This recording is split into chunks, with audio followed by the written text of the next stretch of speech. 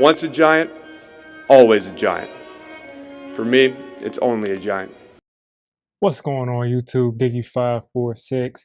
Definitely hit that subscribe button if you're new. Like the video if you like the video. And I won't tell if you click that bell. But let's go ahead and get into this. Alright, so it's been a little while. It's been a little while since I've made a regular video like this. I didn't put out a pregame video last week. I'm guessing, last week, during the week probably was the last time I put out a video of like a talking head kind of video of me looking at the camera. I did a film session last week, but yeah, this is my first video like this in a while. So I just wanted to talk about the state of the Giants. I mean, we all talk about it. It's been going on. You go on Twitter, it's on the Twitter spaces. It's getting out of control. It's really getting out of control. And I just want to vent a little bit. I just want to talk a little bit about the state of the Giants. First off, we're missing Andrew Thomas. We're missing Kenny Golladay. We're missing Kadarius Toney. We're missing Nick Gates. We're missing Shane Lemieux. We're missing Blake Martinez. We're missing a ton of guys. And it really limits our ability to compete when you have this many players. Basically, all of the key players that you thought that you needed to win games, all of them are injured. That's number one. Sterling Shepard's been out of the lineup. All those guys have been injured. Daniel Jones is coming off of his worst game of the season because he had no protection, and his receivers all got hurt. It happened back to back to back. Guys get hurt every single game. It seems like every single game we got a new guy being out for the season. CJ Board is the latest guy, and you're thinking, oh, it stinks that CJ Board is out, but at least maybe you might see Tony on punt return, but it doesn't look like he's going to play anytime soon. Being a Giants fan right now is not fun. It's not fun. It's not fun to turn on the games. It's very difficult to get through these games, especially the past 2 weeks. The Cowboys game, we completely got embarrassed. We got injured. Yeah, we had some injuries. DJ went out, but we got embarrassed. Plain and simple. No team is 28 or 27 points better than another team. That just doesn't happen in the NFL unless you play poorly. You have to play very poorly. The coaching. I mean, Joe Judge has dropped the ball.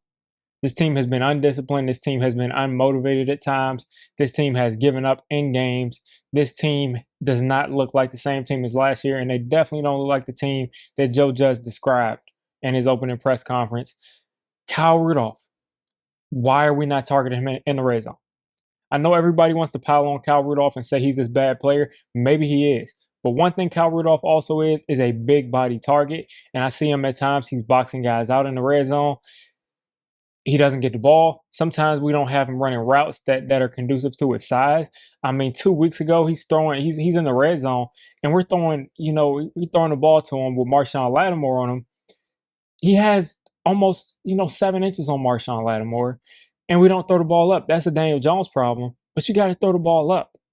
Guys are not being given a chance to succeed here. Kadarius Toney was finally being given a chance, and he goes out.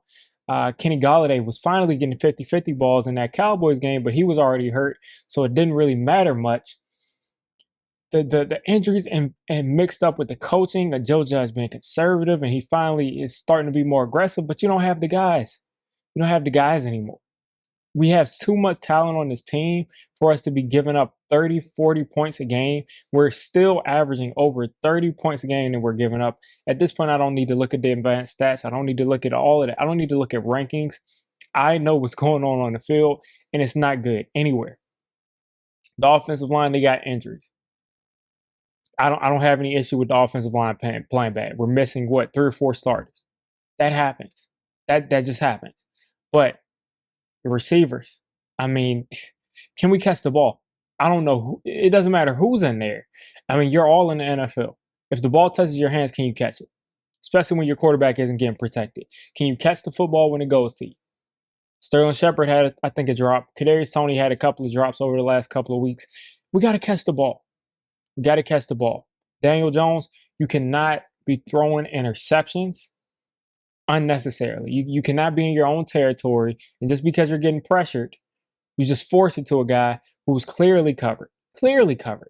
No way, no how was those receivers open against Taylor Rapp. Both of those interceptions.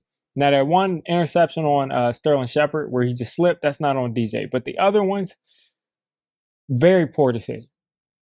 What does this mean for the season? I can't look forward to these games. I just can't look forward to these games, and I hate to call it a season before. I mean, I've been saying before Halloween, I hate to call it a season this summer, but it's a season. It's over. I mean, you're missing your franchise left tackle. You're missing all of your weapons. Saquon Barkley is always hurt. And this is just pretty much my check-in video. I mean, I don't think Joe Judge can last through this year unless the team starts competing. They don't have to win a bunch of games. They don't have to win a bunch of games at all, but they have got to start competing. They have got to start playing better football. They have got to start tackling. And who would have thought that Patrick Graham might be the first coach to go? Before the season, we all thought Patrick Graham, Joe Judge, both great coaches. We lucked out. We hit the lottery, but both of these guys are not performing. Their players aren't performing to the standard that they set last year and the standard that they said that they would follow this year. But Patrick Graham's defense is awful. I mean, I don't know. Maybe he just can't do it with these players out here. But first off, they're not giving effort. Second of all, guys are in the wrong place. Guys are confused. Every other game, we hear people yelling, "Where's the play?" People running around not knowing what's going on. People, missing coverages, busting coverages. He's sending blitzes. They're not coming through. He's not sending blitzes. Nothing's coming through. It doesn't matter. But at the end of the day, this is his unit, and he's going to be the one that faces responsibility for it. You cannot be this bad at the end of halves. You cannot be this bad to end games. Every single time that this defense is needed, they disappear. You could blame that on the players, and I blame it a ton on the players, even more than Patrick Graham, but he's responsible for this. Jason Garrett has actually looked like the best coach on this team out of those top three. He's looked like the best coach on our team, and our offense isn't even averaging 20 points. So what do we have to look forward to as Giants fans? Every single young piece that we were excited about watching from week to week is injured. And Daniel Jones is dependent on Andrew Thomas. He's dependent on Saquon Barkley. He's dependent on Kadarius Toney. He cannot go out there and throw 3-4 touchdowns with what he has out there. It just doesn't work like that. So we are in a stressful, horrible situation right now. There's going to be at least 3 or 4 weeks before I think this team has the roster to compete with any NFL team, unless we're talking about the Jets or the Jags, who both aren't on our schedule. But there's going to be about 2 or 3 weeks at least before you can see these players start to come back. I mean, Andrew Thomas, he's not going to play for the next 5 weeks because he's on IR for 3 weeks, and I think he got the bye week, so maybe it's 4 weeks now. But he's not going to have played for a very long time, which means he's going to have to get back into football shape. He's going to have to practice. We are in shambles right now. And we've all gotten past the point of anger. It's just frustration at this point. You start to kind of check out. You start to not want to watch the games because we're seeing just the same miserable team that we've been seeing since 2012. You go back to 2010.